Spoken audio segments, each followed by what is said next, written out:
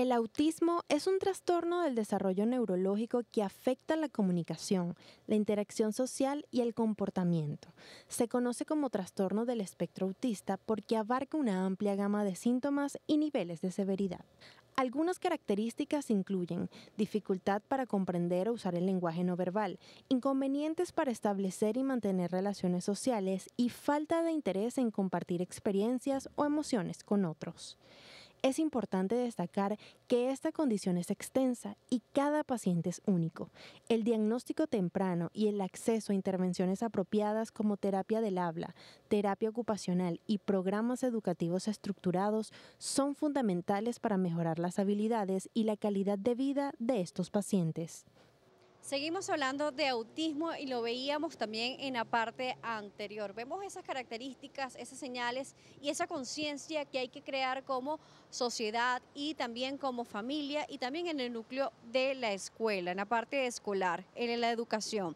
La doctora Yesbeli Salazar nos sigue acompañando y nombra mucho la educación porque también ustedes a través de su programa han generado también propuestas y visitas a escuelas, porque en nuestro país no existen programas o escuelas directamente para trastornos o niños con condiciones especiales. Entonces es importante ver eso. Incluso hoy la escuchaba decir algo antes de la entrevista y es esa maestra sombra y no todos los padres tienen esa disposición. Así es, eso es importante. Yo pienso que uno de los objetivos es lograr educar a las maestras a nivel nacional, de lo que sepan lo que es la condición de autismo, un concepto claro, cuáles son los síntomas que pueden presentar estos pacientes. Como tú muy bien lo dijiste, existen síntomas cardinales, pero también hay que ver de repente ese niño que no tiene ese síntoma cardinal, sino que tiene otras características, ¿ok?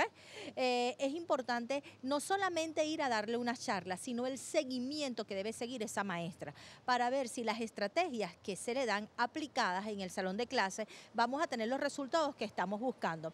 ¿Qué queremos el sistema educativo? Que tenga un cambio en donde no solamente se evalúe la edad del paciente que debe pasar por grado, sino también que alcancen los objetivos. Muchas veces vemos niños que llegan a sexto grado, pero no me alcanzan los objetivos que se quieren, por lo menos una lectura fluida, un análisis de la lectura, pero me lo van pasando por grado y esa no es la idea. La idea de incluir realmente es que cuando incluyas al niño, lo incluyas de verdad, no que hagas una inclusión con una exclusión que va directamente proporcional. ¿Por qué? Porque incluimos al niño, está el niño en el salón de clase, pero a esa maestra nadie le habla de lo que es el autismo, qué puedes esperar, qué hago ante una pataleta, cómo reacciono.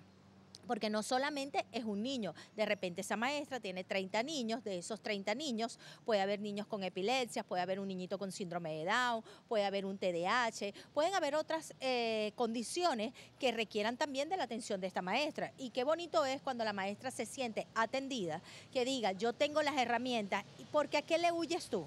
¿Qué excluye? A lo que le tienes miedo, a que no sabes cómo confrontarlo o cómo enfrentarlo.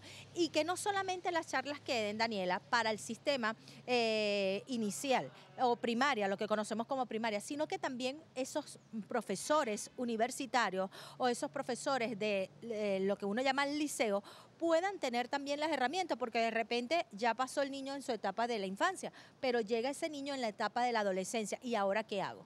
Por supuesto.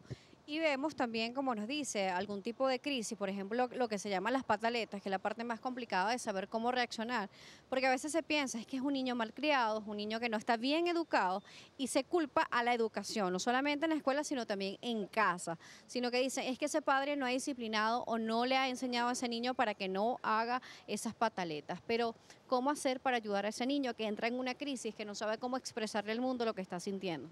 Es que primero hay que ver si solamente tiene un trastorno del espectro del autismo, tiene una comorbilidad, en este caso un trastorno de integración sensorial, qué está pasando, por qué me está haciendo esa pataleta, es un niño que realmente habla, es que me está expresando, es que se frustra con facilidad. O sea, es un mundo que hay que estudiar antes de criticar y juzgar a ese niño y evidentemente darle las herramientas a la maestra que sepa cómo actuar. Un ejemplo, ese es un niño que de repente se me frustró porque tiene una conducta restringida, solamente conoce ese juguete y no quiere explorar otro, y otro niñito lo tomó y este niño me hizo la pataleta. ¿Cómo actúo? ¿Cómo hago? ¿Cómo soy ese juez mediador que pueda ayudar a que el niño más bien me baje, ¿verdad?, ese proceso y no que simplemente se instaure o que él crea que a través de ese proceso pueda conseguir todo lo que yo quiero.